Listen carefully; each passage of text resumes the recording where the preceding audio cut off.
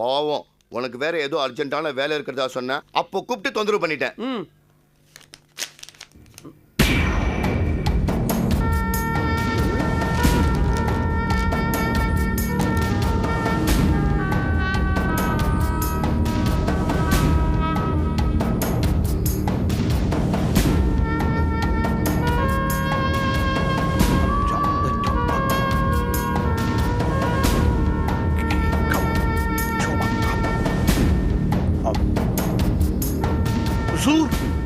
இது ஒரு கீழ தேசத்து மொழி. கீழ தேசம் மொட்டையா சொன்னா எப்படி? அது எந்த தேசம்னு கரெக்டா சொல்லு. அப்படி இல்ல அது எந்த மொழின்னு மொழியோட பேரை சொல்லு. உசூர், ஜப்பான் என்று ஒரு தேசம் இருக்கிறது அல்லவா? ஆமா, ஜப்பான். அங்க பேசப்படுற மொழி ஜாப்பனீஸ். அப்போ இது ஜாப்பனீஸ்ல எழுதிருக்கா? அதேதான். ஆனால் இன்றைய ஜப்பானிய மொழி அல்ல, 1500 ஆண்டுகளுக்கு முந்தைய ஜப்பானிய மொழியில் எழுதியிருக்கிறது. ரொம்ப நல்லதா போச்சு.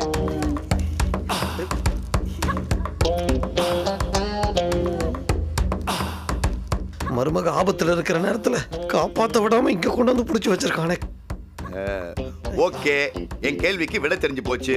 இப்ப நான் ரொம்ப சந்தோஷமா இருக்கேன். நீ கிளம்பு. இரு, டக்குன்னு கண்ணை மூடினவனே காணாம போயிடாத. சொல்லுங்கள் உசூர், இன்னும் ஏதேனும் பணி இருக்கிறதா? உனக்கு பணியும் கிடையாது, பிணியும் கிடையாது. அம்மா, ஏதோ அர்ஜென்ட்டா வேலை இருக்கிறதா சொன்னியே, அது என்ன? என் மனைவி ஆபத்தில் மாட்டிக்கொண்டிருக்கிறாள். நான் போய் அவளை காப்பாற்ற வேண்டும் உசூர். அப்படியா? அப்படின்னா நீ உடனே கிளம்பு.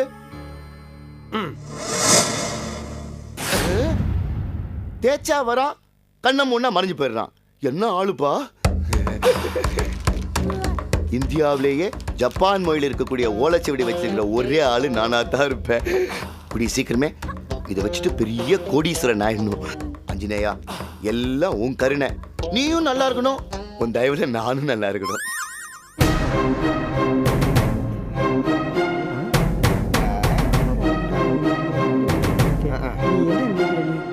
அதைத்தான்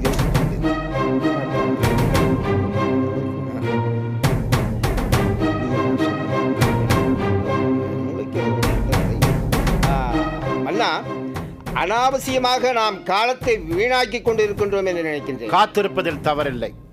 காத்திருப்பதில் தவறில்லை மன்னா. நாம் யாருக்காக காத்திருக்கிறோம் என்பதுதான் முக்கியம். அந்தஸ்தை வைத்து எடைபோட வேண்டாம், திறமையை வைத்து எடைபோடுங்கள். முடிந்து போன காரியத்தை முடிப்பதற்கு திறமை எதற்கு? இவ்வளவு முடித்து விட்டோம், மிச்சம் இருக்கிறத நம்மால் முடிக்க முடியாதா என்ன? முடிந்து விட்டது எதை கூறுகிறீர்கள்? அலாவுதீன் குடும்பத்தை கடத்தி கொண்டு வந்ததையா?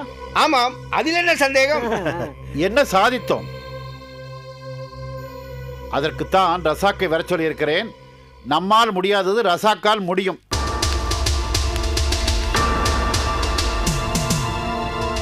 வா சவுக்கடி ரசாக், வா. உனக்காகத்தான் காத்துக் கொண்டிருந்தேன். பெருமைப்படுகிறேன் மன்னவா. அதற்கு நீ தகுதியானவன் ரசாக். எல்லாம் தாங்கள் கொடுத்ததுதானே.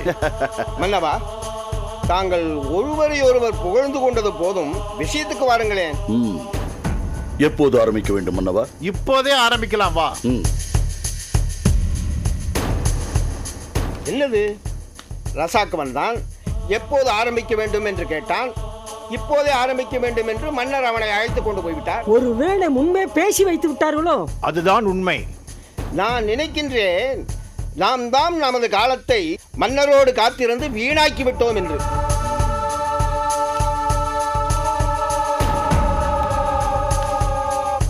ரசாக், அவளை பழைய நினைவு கொண்டு வா. உத்தரவு மன்னா.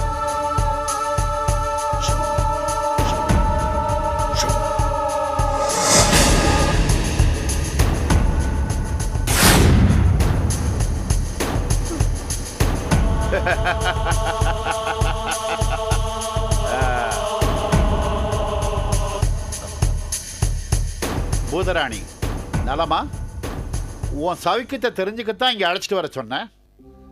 நல்லா கலகலன்னு சிரிச்சிட்டு வருவேன்னு பார்த்தா கண்ணீரும் கம்பளையுமே வந்தியாமே. அப்துல் சொன்னா. என்னாச்சு உனக்கு? ஓ, என் மேல இவ்வளவு அக்கறை வச்சிருக்கே, நீ ஏன் பூலோகத்துக்கு வந்து என்னை பார்க்க கூடாதுன்னு கேட்கறியா? அது எப்படிமா முடியும்? நான் இந்த பூதலோகத்துக்கே ராஜா. நிதி நிர்வாகம், பூதநலம்னு எல்லா முக்கிய பொறுப்புகளும் என் கையில தான் இருக்கு. அங்க இங்க நகர முடியல, அத்தனை வேலை. நிறுத்து. நீ வந்து பார்க்கணும்னு யாரும் அழல. எதுக்காக என்ன அடைச்சு வச்சிருக்க? உன்னை மகாராணியாக்கத்தான் வரவழைச்சேன். ஏமா கோவப்படுற? கையெடு. அடுத்தவ பொண்டாட்டி மேல கை வைக்கிறியே, உனக்கு அறிவு இல்ல? இதுல பெரிய மகாராஜன் வேற சொல்லிக்கிற. நீ அடுத்தவ பொண்டாட்டியா? அது நேத்தி வரைக்கும். ரசாக், கொஞ்சம் வெளியேறு. உத்தரவு மன்னவா. இனிமேல் இந்த பூதலோகத்துக்கு நீதான் மகாராணி. ஜிலாவுதீன் சாக போகிறான். என்ன சொன்ன? என்ன சொன்ன? என் புருஷனை நீதான் கடத்திட்டு வந்தியா? ஆமா, என் ஆயுசு முடிய போவதா எனக்கு தகவல் வந்தது. அதுக்காகத்தான் உன் புருஷனை கடத்திட்டு வந்தேன். அடப்பாவி. ஜலாவுதீன் முழுமனசோட தன்னோட வாழ்நாளை எனக்கு தாரவாத்து கொடுத்தா நான் இன்னும் பல வருஷங்கள் இருப்பேன். இந்த பூதலோகத்துக்கு அதிபதியா இருப்பேன். ஆனா அவன் சம்மதிக்க மாட்டேங்கிறான். நீ சொன்னா நிச்சயம் அவன் சம்மதிப்பான்னு எனக்கு அசைக்க முடியாத நம்பிக்கை. தெரு நான் இவன கேவலமான பிறப்பு. நீ சொல்லு, என் புருஷனை எங்க அடைச்சு வச்சிருக்க சொல்லு. என்ன சொன்ன? திருநாயா? அது பூலோக உயிரினம்னு கேள்விப்பட்டிருக்கேன். இந்த பூதலோகத்துல பூதங்களை தவிர வேற உயிரினமே இல்ல. ஏன் தப்பு தப்பா பேசுற? நானா தப்பு தப்பா பேசுறேன்? என் புருஷன் எங்கன்னு சொல்லு. சொல்லு சொல்லுடா. இந்த பாருமா, மகாராணி அழக்கூடாது.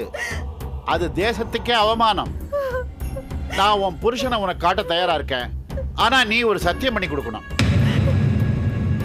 ஜலாவுதீன் நைசா பேசி அவன் கைவசம் இருக்கிற வாழ்நாள எனக்கு வாங்கி தரேன்னு சத்தியம் பண்ணு. இப்பவே உன் புருஷனை காட்டுறேன். துரோகி, பச்சை துரோகி. நீ நாக்கு அழுகிதான் சாவ போற. இத பார், கனவுல கூட என் புருஷனுக்கு நான் துரோகம் பண்ண மாட்டேன். அப்படியா? உன்னை எப்படி வழிக்கு கொண்டு வரணும்னு நான் பாக்குறேன்.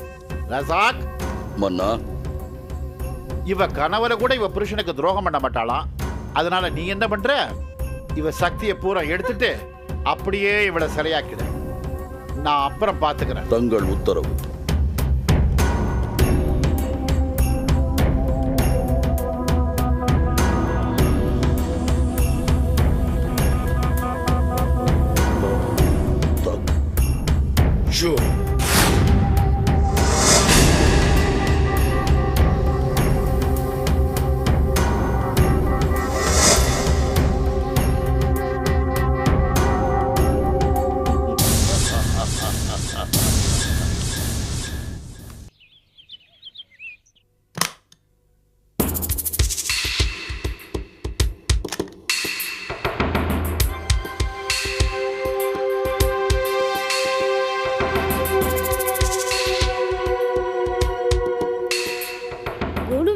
சாது மாதிரி உட்கார்ந்து சமய வரப்ப என்னோட எதிர்பார்ப்பை பூர்த்தி செஞ்சீங்கன்னா 9 நாளைக்கு பிறகு உங்களுக்கு பழைய உருவம் வந்ததும் நிறைய சலுகைகளை செய்வேன்.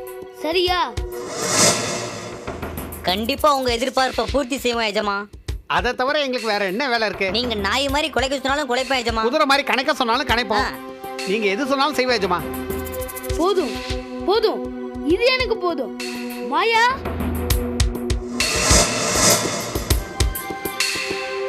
கூப்பிட்டீங்களா எஜமா? இந்த 2 பேரையும் பேக் பண்ணி இங்க கொண்டு வா. சரிங்க எஜமா.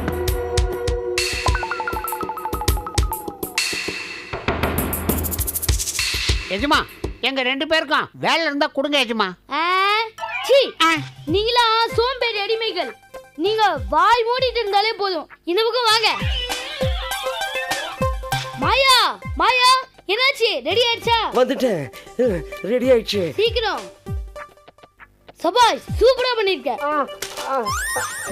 எஜமா, எஜமா, இவன் எங்களை இறுக்கமா பேக் பண்ணி மூச்சு விடாம செஞ்சுட்டான் எஜமா. ஏதாவது பண்ணி காப்பாத்துங்க எஜமா. மாயா, இல்ல சின்னதா 2 ஓட்டை போடு. வா, மூச்சு தரணும். அப்படிங்கிறீங்க? சரி எஜமா. ஓட்டை எப்படி போடுறது?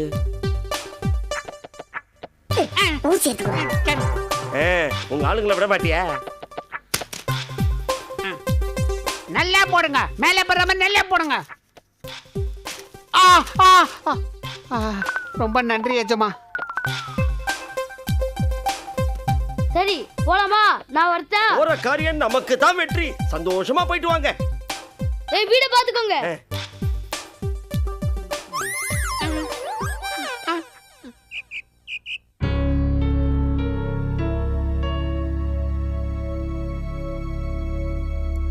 என்னது சோகமா உட்காந்துருக்கான்? கௌதம், வா பாலு, கையில என்ன பார்சல்? உனக்குதான் நவராத்திரிக்கு கிஃப்ட். அப்படியா? இது கொலுவுல வைக்கிறதுக்காக 2 அழகான பொம்மைங்க கொண்டு வந்திருக்கேன். இந்தா.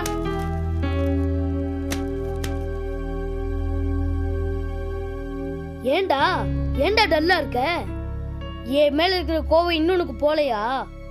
நம்ம ஃப்ரெண்ட்ஷிப் டெவலப் ஆகிறதுக்கு தானே 2 பொம்மை கொண்டு வந்திருக்கேன். உன் மேல எனக்கு கோவம் இல்ல, எங்க பாட்டி மேலதான் எனக்கு கோவம். ஏன்? அவங்க தான் எங்க வீட்டுல குழு வைக்க கூடாதுன்னு சொல்லிட்டாங்க. உங்க வீட்டு குழுக்காக நான் ஆசாசியா 2 பொம்மை கொண்டு வந்தேனே, எல்லாம் வேஸ்ட் ஆயிடுச்சு. டேய் கௌதம், யார்டா இது? உன் ஃப்ரெண்டா? ஆமா சித்தப்பா, நம்ம வீட்டுல கொலு வைக்க போறோம்னு பாலு 2 அழகான பொம்மைங்க கொண்டு வந்திருக்கான். ஆனா பாட்டி தான் நம்ம வீட்டுல கொலு வைக்க கூடாதுன்னு சொல்லிட்டாங்களே. அப்படியா? சரி கௌதம், நம்ம நாளைக்கு ஸ்கூல்ல மீட் பண்ணலாம். பாய். பாய். நான் இதை எடுத்துட்டு போயிடுறேன். சோ உன் கவலைக்கு இதுதானே காரணம்? ஓகே, கவலைப்படாத. பாட்டி கிட்ட சொல்லி நம்ம வீட்டுல கொலு வைக்கிறதுக்கு ஏற்பாடு பண்ணிடுறேன். போதுமா? என்ன பேசிட்டு இருக்கீங்க? என்ன கௌதம், சித்தப்பா ஏதாவது வாங்கி தர சொல்லி தொந்தரவு பண்ணிட்டு இருக்கியா? ஐயோ, அதெல்லாம் ஒண்ணும் இல்லைண்ணே. நம்ம வீட்டுல கொலு வைக்க கூடாதுன்னு அம்மா சொல்லிட்டாங்களாம். நான் வீட்டுக்கு வந்ததுல இருந்து இவன் முகம் களையில்லாம இருக்கிறதுக்கு காரணம் அதுதான் இப்பதான் தெரிஞ்சுக்கிட்டேன். அம்மா ஏன்னு அப்படி சொன்னாங்க? அது ஒரு பழைய கதைப்பா. அத என்னாலே ஏத்துக்க முடியல. இவன் எப்படி ஏத்துப்பான்? எல்லா பொம்மையும் ஒரே இடத்துல அடுக்கி வச்சு அழகு பார்க்குற ஆசை போனதும் இவன் ஆடி போயிட்டான். சித்தப்பா சொன்னா பாட்டி ஒத்துப்பாங்க டாடி. நான் போய் பாட்டியை கூட்டு வரேன். பார்த்து அவனுக்கு இன்னும் நம்பிக்கை போல. நம்ம அம்மாவை பத்தி அவனுக்கு தெரியாது. அது சரிண்ணே, அது என்ன பழைய கதை? அதுப்பா, நவராத்திரி பூஜைக்கு நம்ம வீட்டுல கொலு வச்சப்பெல்லாம் நம்ம குடும்பம் ஏதாவது ஒரு பிரச்சனையில சிக்கி தவிச்சுதான். அதனால நம்ம சின்ன பிள்ளையா இருக்கும் போது அம்மா கொலு வைக்கிறத நிறுத்திட்டு இருக்காங்க. இப்போ வைக்காதன்னு சொல்றாங்க. அதான். ஆமாடா, இதுல எந்த சந்தேகமும் கிடையாது. என் கருத்துல எந்த மாற்றமும் இல்ல. இனிமே நம்ம வீட்டுல கொலு வைக்க கூடாது கூடாது கூடாது. இதை நான் ஏத்துக்க மாட்டேமா. ஏன் ஏத்துக்க மாட்டேன்? அம்மா, நீங்க உங்க தலைமுறையில் நடந்ததை இப்ப சொல்லிக்கிட்டு இருக்கீங்க. அப்போதைக்கு அது சரிப்பட்டு வந்திருக்கலாம், நான் இல்லைங்கள. ஆனா இது 3வது தலைமுறைமா, பேர பசங்களோட காலம் இது. நீங்க இப்பவும் பழச பேசிக்கிட்டு இருக்கிறதுல எந்த நியாயமும் இல்ல. கொஞ்சம் யோசிச்சு பாருங்க. நல்லா யோசனை பண்ணி தாண்டா சொல்றேன். தலைமுறை 4ஆ இருந்தானே 7ஆ இருந்தானே, குடும்பம் ஒண்ணுதானே. நல்லது கெட்டதுங்கிறது எல்லா காலத்திலயும் ஒரே மாதிரி தான் நடக்கும். தலைமுறைக்கு தலைமுறை மாறாது. இந்த பாரு, இவ்வளவு காலமும் வாழ்ந்து முடிச்ச அனுபவத்துல சொல்றேன். என் பேச்சை கேட்டா கேளுங்க, விட்டா விடுங்க, உங்க இஷ்டம். என்னம்மா இஷ்டங்கிறீங்க? நீங்க சொல்றதானே கேட்டுக்கிட்டு இருக்கோம். என்னப்பா பண்றது? புள்ள குட்டியெல்லாம் பெத்து பெரிய மனுஷன் ஆயிட்டீங்க. நான் உன்னை வற்புறுத்தலாமா? இந்த பாரு, இந்த அம்மா பேச்சை கேட்டா கேடு, இல்லன்னா விட்டுடு. சினோ, அம்மா அந்த காலத்திலே இருக்காங்கப்பா. பழைய மரபு நம்பிக்கை அப்படின்னு சின்ன வட்டத்துக்குள்ளேயே வாழ்ந்துட்டு இருக்காங்க. இருந்தாலும் அவங்க வார்த்தையை மீற துணிச்சல் எனக்கு இல்லை. அதனால இந்த விஷயத்தை இதோட விட்டுடும். இந்த பாருங்கப்பா, என் பேச்ச மீறக்கூடாதுன்னு உங்ககிட்ட நான் மல்லு கட்டல. உங்க போக்கு எப்படியோ அப்படியே செய்யுங்க, நான் குறுக்க வரல. ஐயோ அம்மா, ஏமா எதை எடுத்தாலும் மூஞ்சில அடிச்ச மாதிரி பேசிக்கிட்டு இருக்கீங்க? ஏதோ அந்த பையன் ஆசைப்பட்டானேன்னு வீட்டுல கொலு வைக்கணும்னு சொன்னேன்.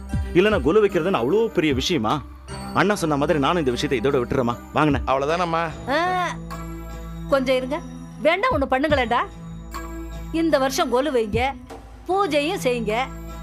அடுத்த நவராத்திரி வர்ற வரைக்கும் குடும்பத்துல எந்த பிரச்சனையும் வரலன்னு வச்சுக்க, தொடர்ந்து கொண்டாடுங்க. இல்லன்னா இந்த வருஷத்தோட விட்டுடுங்க. என்னடா? Super idea daddy. உடனே கொலுக்கு ஏற்பாடு பண்ணலாம்.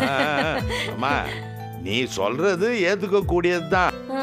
இருந்தாலும் எல்லா பொறுப்புகளையும் எங்க கிட்ட விட்டுட்டு நீங்க என்னமோ தனியா பிரிஞ்சு வேடிக்கை பாக்குற மாதிரி இருக்கு. அதான் எனக்கு சங்கடமா இருக்கு. டேய், அதுக்கு அப்படி அர்த்தம் இல்லடா. உங்க வார்த்தைய மதிக்கிறேன்னு அர்த்தம். ஏண்டா, நம்ம வீட்டுல நடக்கிற பண்டிகையில நான் இல்லன்னா எப்படி? தேங்க்ஸ் பாட்டி. நான் இது உடனே கௌரி கிட்ட சொல்லிட்டு வரேன். ஓடு ஓடு. இப்பதான் என் பேர முகத்துல சிரிப்பே வருது. சின்ன பிள்ளைங்க ஆசைப்படுறாங்க, அதுங்க இஷ்டத்துக்கே விடுவோம். ராஜாதி ராஜ ராஜ கம்பீர ராஜ திலக பூதகுல மகாராஜா வருகிறார். பராக் பராக் பராக். எல்லாரும் அமருங்கள். இருட்டு உலகத்து அடிமைகள் மூலமா எனக்கு கிடைச்ச கூடுதல் வாழ்நாளும் இப்போ ஒரு முடிவுக்கு வந்துகிட்டு இருக்கு. இதை இப்படியே விட்டுவிட்டால் இன்னும் சில நாட்களில் என்னை தேடி யமன் அரண்மனைக்கே வந்து விடுவான். அப்புறம் வேண்டாம் வேண்டாம் மன்னா, வேண்டாம். இப்படி ஒரு சிந்தனை உங்களுக்கு வரவே வேண்டாம். அப்துல், வெயில் தீண்டி மறைந்து போக உண்மை உறைபனி இல்லை. அது ஒரு மலைப்பாறை, உறுதியானது, மறையாதது, அழியாதது. மன்னருக்கு ஏன் இந்த மனக்கசப்பு? என் ஆயுட்காலத்தை நீட்டிக்க முடியாத அவலத்தை சொல்லுகிறேன். ஆனால் அந்த சிந்தனையே எனக்கு வரக்கூடாது என்று சொல்லுகிறான் அப்துல். அது எப்படி வராமல் இருக்க முடியும்? நம்மாலதான் அதுக்கு இன்னும் ஒரு தீர்வு காண முடியவில்லையே. மன்னா, தாய் தாரம் 2 பேரையும் கடத்திக்கிட்டு வந்த பிறகும் ஜில்லாவுடைய வாழ்நாள் வாங்க முடியலையேங்கிற ஆதங்கத்துல இப்படி பேசுகிறீர்கள். ஆனா எந்த ஒரு விஷயத்தையும் அரைகுறையா செஞ்சு முடிச்சிட்டு பலன் எதிர்பார்க்க கூடாதுங்கிறது என்னோட எண்ணம். எதை அரைகுறை என்று கூறுகிறீர்கள்? ஆயிஷா, பூதராணி 2 பேரையும் வச்சு ஜில்லாவுங்கிட்ட இருந்த மிச்சமுள்ள வாழ்நாளை வாங்க முயற்சி பண்ணினோம். அதில் என்ன தப்பு? அந்த முயற்சியை செயல்படுத்தாமல் விட்டதுதான் தப்பு என்று சொல்லுகிறேன். அப்படியா? ஆமண்ணா, அவர் சொல்வதும் சரிதான். ஜலாலுதீன் உயிரை தர அவனை சம்மதிக்க வைங்கன்னு மட்டும்தான் கேட்டோம். அது வெறும் முயற்சி. செயல்பாடுங்கிறது அவங்க 2 பேர்த்தையும் அடிச்சு உதைச்சு துன்புறுத்துறதான். அப்படி செய்திருந்தா அம்மாவும் பொண்டாட்டி வதைபடுறது சகிக்க முடியாம ஜலாலுதீன் தானா வந்து தன் உயிரை கொடுத்திருப்பான். அடடே, இதில் இப்படி ஒரு கோணம் இருக்கிறது என்பது எனக்கு தெரியாமல் போய்விட்டதே. இப்போதும் ஒன்றும் கெட்டு போய்விடவில்லை மன்னா. உண்மைதான். இப்பவே இருட்டுலகம் சென்று நின்று போன முயற்சியை செயல்படுத்த போகிறேன்.